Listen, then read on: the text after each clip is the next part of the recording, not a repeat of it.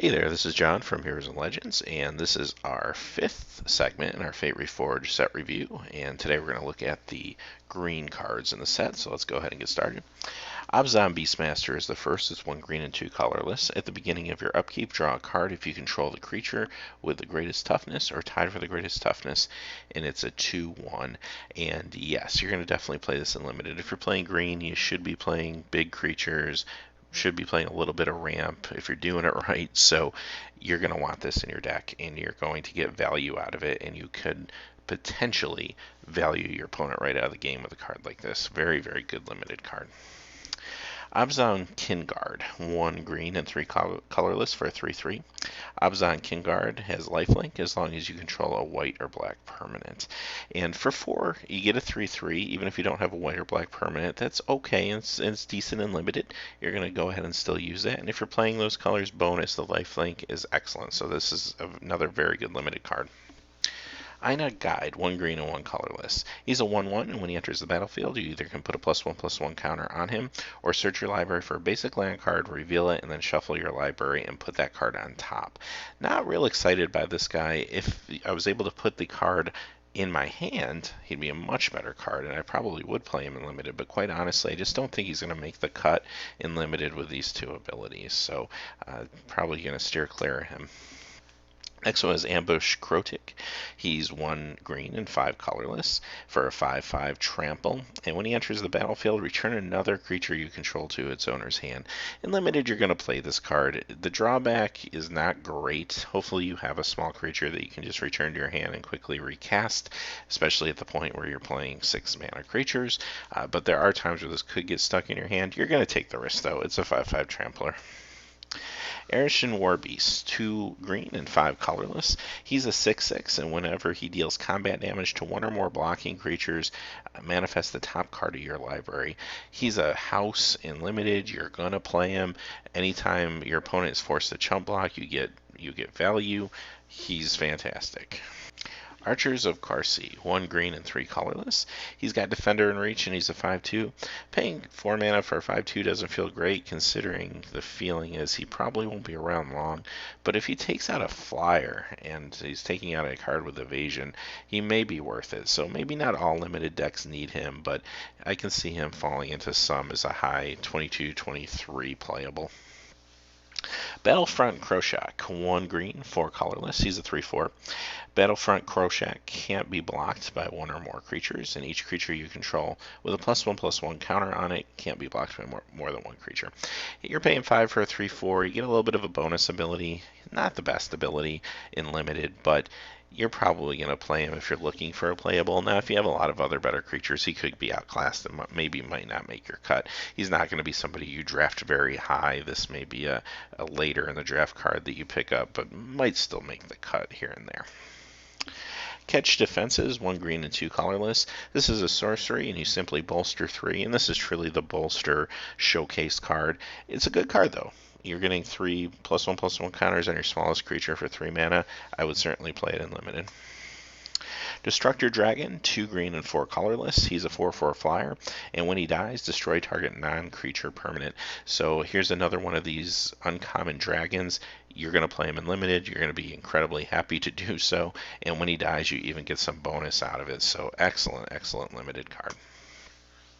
Feral Krushak, 1 green and 4 colorless. He's a 5/4. And again, 5/4 for 5 is not bad in limited. And that seems to be the theme here for green. I'm not seeing a lot of cards that are going to shake standard up in any way, but a lot of really, really strong limited cards. Big creatures, things that your opponent is going to have to deal with quickly. Formless Nurturing, 1 green and 3 colorless for the sorcery. Manifest the top card of your library, then put a +1/+1 counter on it. And you're paying 4 for a 3/3 basically. This one does not feel good to me. I'm probably going to leave this out of my limited deck. There's just much better green options out there as we've seen. Frontier Mastodon, 1 blue and 2 colorless, and he's a 3/2. He's got a ferocious trigger. Frontier Mastodon enters the battlefield with a +1/+1 counter on it if you control a creature with power 4 or greater. So a 3/2 for a 3 is just fine and limited. If you happen to get the bonus and he's a 4/3, awesome. That's even better, but he's good enough to play as a 3/2. Frontier Siege, 1 green and 3 colorless. It's an enchantment.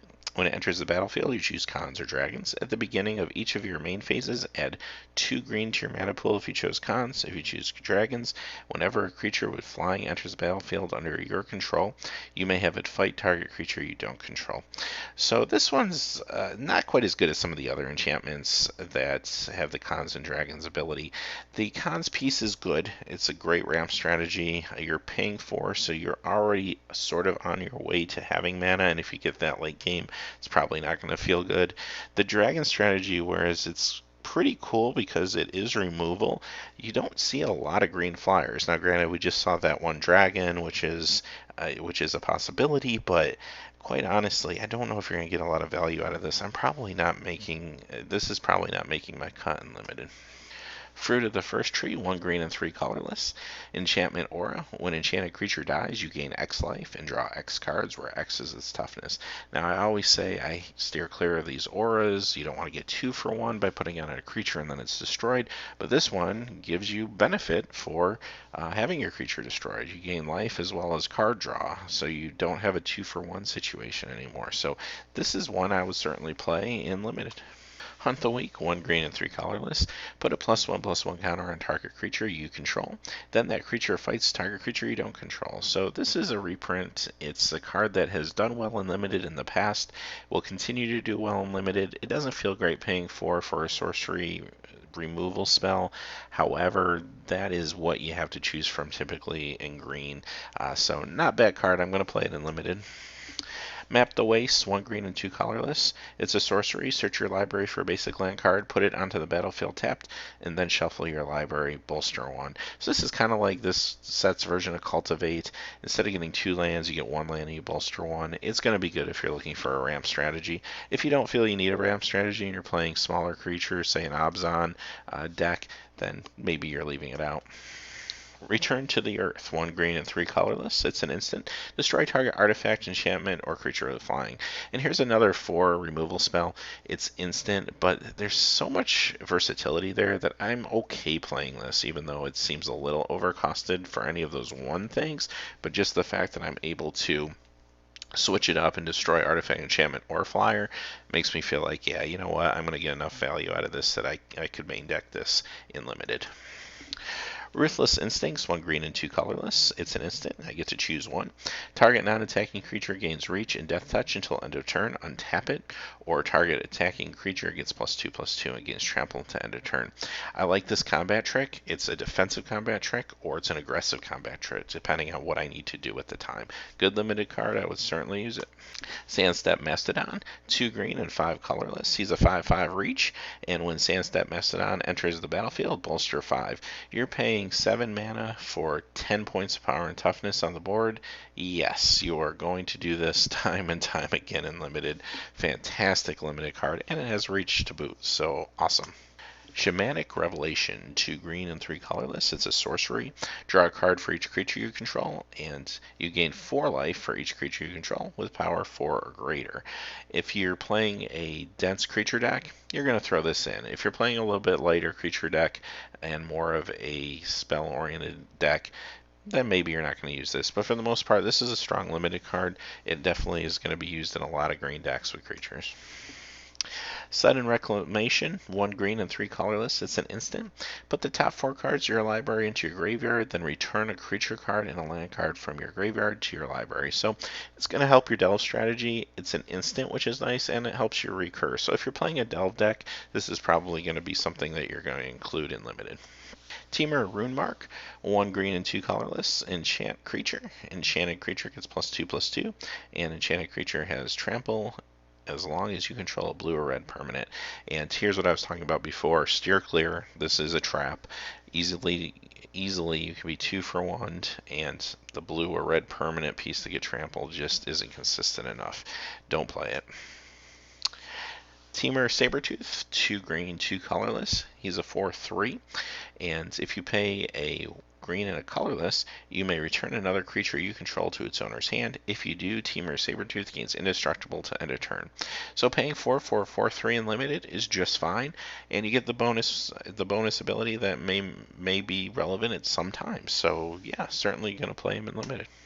Temur War Shaman, 2 green and 4 colorless. Whenever Temur War Shaman enters the battlefield, manifest the top card of your library.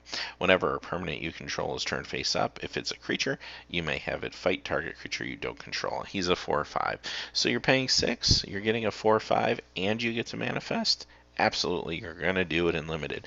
The second piece of it is a nice bonus, but even if it wasn't there, I'm probably still going to play this guy in limited. Warden of the First Tree, green and 1/1. You can pay 1 colorless and a black or a white, and Warden of the First Tree becomes a human warrior with base power and toughness 3/3. Then you can pay 2 colorless and 2 black or white. If Warden of the First Tree is a warrior, it becomes a human spirit warrior with trample and lifelink, and then you can pay 3 colorless and 3 black or white. If Warden of the First Tree is a spirit, put 5+1/+1 counters on it. So first off, I wanted to start out by saying this is not Figure of Destiny and is not nearly as good as Figure of Destiny. So a lot of folks have made that comparison, I think, because of the way the card is framed and because of its ability. However, Figure of Destiny is much faster, and also Figure of Destiny does not ask you for such demanding color combinations in your mana to bolster this guy. Now, it's nice to have the ability, the third ability, that you can use more than once. I think that's kind of cool, but I think at that point you're probably already winning the game. So he's still a limited bomb. Don't get me wrong. You're going to play him in limited as long as you have those mana colors available, and you'll be pretty happy with him for the most part. But really, you're putting a lot of mana into him to get a 3/3 life linker when you look at it that way. Now, if you get to the third ability, then yeah, he's awesome. But you might not get there, especially considering you're already asked to use at least 2 different colors of mana to make this work. So, interesting card. Like I said, I'd play him in limited if the mana was available, but it's not something that is going to warp the format or be seen and constructed at all. Whisperer of the Wilds, 1 green and 1 colorless. Add 1 mana to your mana pool. And Ferocious, tap to add 2 mana to your mana pool. Activate this ability only if you control a creature of power 4 or greater. And he's an 0/2, so not as exciting ramp as we've seen in other sets with the one creature for 1 that can tap for mana. But this is what we got in this set, and it's just fine. You're going to use it for ramp and limited. Whisperwood Elemental, 2 green and 3 colorless. He's a 4/4. At the beginning of your end step, manifest the top card of your library. Sacrifice Whisperwood Elemental until end of turn. Face up non-token creatures you control gain. When this creature dies, manifest the top card of your library. So for 5, you're getting a 4/4, and you manifest every turn. Absolutely, you're going to do that in limited every single day. The sacrifice ability is basically just an ability that's protecting you against a board wipe somewhat, so it's a nice bonus. It's there. It may or may not be relevant, but truly, you're going to play this guy in limited. He's good. Wild Call, 2 green and X. It's a sorcery. Manifest the top card of your library, then put X+1/+1 counters on it.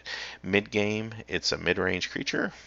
Late game, it's a huge house. You're going to play it in limited, and you're going to be pretty happy with it, especially if you have a ramp strategy. Winds of Qual Sisma, 1 green and a colorless, and this is an instant. Prevent all combat damage that would be dealt this turn, and if you control a creature with power 4 or greater, instead prevent all combat damage that would be dealt this turn by creatures your opponent controls. So I'm not a huge fan of fog effects unless you have large quantities of them in your deck and you can kind of turbo fog. However, I love the fact that if I have a creature that's power 4 or greater, I'm only fogging my opponent's damage, which can really wipe the board at times if you have enough good blockers out there. So this I'm going to play in my decks where I have big creatures, which is going to be pretty much any green deck as we've seen from these creatures here in limited. So I would definitely entertain playing this. Now, I don't want too many of these in my deck. 1 or 2 at the most. 2's probably pushing it, but 1 of this would be good in limited. Yasova Dragonclaw, 1 green and 2 colorless, legendary creature, trample, 4/2. At the beginning of combat, on your turn, you may pay 1 green and 2 blue or red. If you do, gain control of target creature an opponent controls with power less than Yasova Dragonclaw's power until end of turn. Untap that creature, and it gains haste until end of turn. This is a fantastic card. It's going to be good in limited decks. You're going to be able to have a decent sized creature, but more importantly, you're going to go ahead and pull your opponent's creatures and use them against them for 3 mana. Again, you have to have the colors available, but if you do, it's very strong. I could also see this as being a decent commander card as well. And potentially, it's cheap enough that if the colors fit, it could fit into a deck in standard potentially.